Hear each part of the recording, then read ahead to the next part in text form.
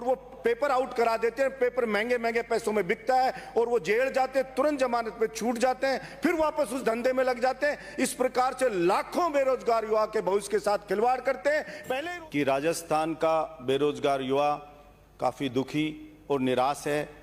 पहले से ही 22 राज्य ऐसे हैं जिसमें तरह तरह के कानून और शर्तें लगा करके राजस्थान के युवा को वहां रोजगार पाने से रोका जा रहा है। 22 राज्यों में राजस्थान के युवाओं की सिलेक्शन रेट 0 है। मैंने पहले भी मांग की कि राजस्थान की सरकार भी ऐसा कानून बनाए जिससे कि सरकारी और गैर सरकारी जो भी नौकरियां हैं उसमें राजस्थान के बेरोजगार युवाओं के हक की रक्षा हो सके।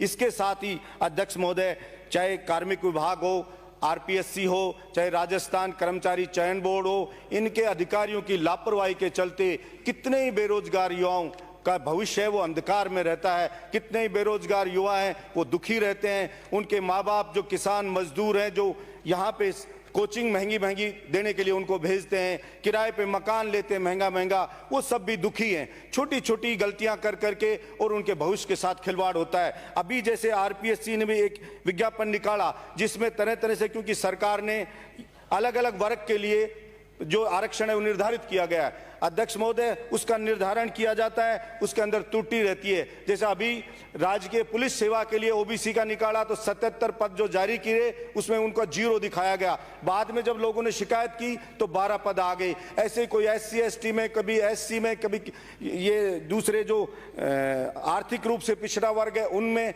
इनकी गणना के अंदर लापरवाही की जाती है। फिर लोग कोर्ट चले जाते हैं, वो भर्ती फंस जाती है। इसलिए इस प्रकार से जो त्रुटियां होती रहती हैं, इसमें चाहे सरकार कोई भी बदलती रही हो, ये अध्यक्ष महोदय, जो दूसरे राज्य अगर यहाँ के युवा को नहीं ले रहे हैं तो हमारी और सरकार की जिम्मेदारी बनती है कि हमारे राजस्थान का युवा है बेरोजगार, उसका भविष्य कैसे सुरक्षित हो, उसके हकों की कैसी रक्षा हो, इसके लिए हमें प्रयास करना चाहिए। जो लापरवाह अधिकारी हैं अध्यक्ष महोदय, उन पे कार्रवाई हो। और जो नकल का ये धंधा चल रहा है, दूसरे राज्यों के गिरोह आ गए अध्यक्ष महोदय, और वो पेपर आउट करा देते हैं, पेपर महंगे महंगे पैसों में बिकता है और वो जेल जाते हैं, तुरंत जमानत पे छूट जाते हैं, फिर वापस उस धंधे में लग जाते हैं। इस प्रकार से लाखों बेरोजगार युवा के भविष्य के साथ खिलवाड़ करते हैं। पहले ही रोजगार नहीं है और है उसको भी वो बेच देते हैं पैसे में। तो सरकार ऐसा कानून बनाए कि कठोर से कठोर उनको सजा मिले, उनकी जमानत ना हो, वो रुके तभी इन पे रोक लगेगी, वरना रोक नहीं लगेगी। जिन राज्यों में हमें नहीं जाने दे रहे उन्हीं दूसरे राज्यों के गिरोह यहाँ पे पकड़े जा रहे हैं। सरकार चाहे कोई भी नहीं हो,